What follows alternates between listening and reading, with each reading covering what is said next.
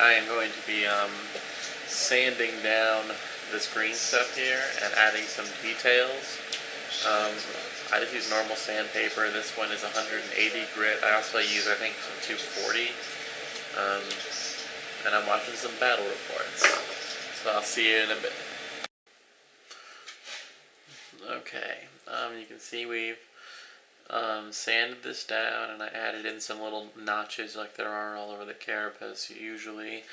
I don't know if you can see that. Next, I'm going to have to model some ribs.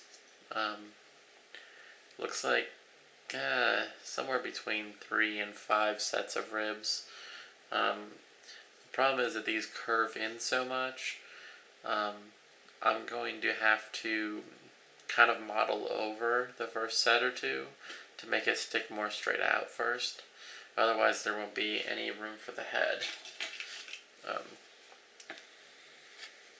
Because the head's going to come out kind of like this.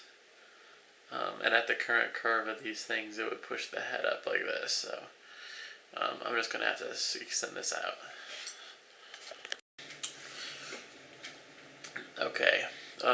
I have shaven and end cutted and sliced off in one entire set of ribs. Because that last one was the one that really curved a lot. So what I'm going to be doing now is, I don't know if you knew this, but some of us who play Warhammer are frickin' poor. So I don't have a pin vise. So this is what I do. Is I've got a nail here, and you heat it up with a lighter. And after it's been heated up for a little while, I'm going to just stab it in here. If you see like these lines here, there's a few of these lines going through the ribs. I'm going to just stab a little ways into there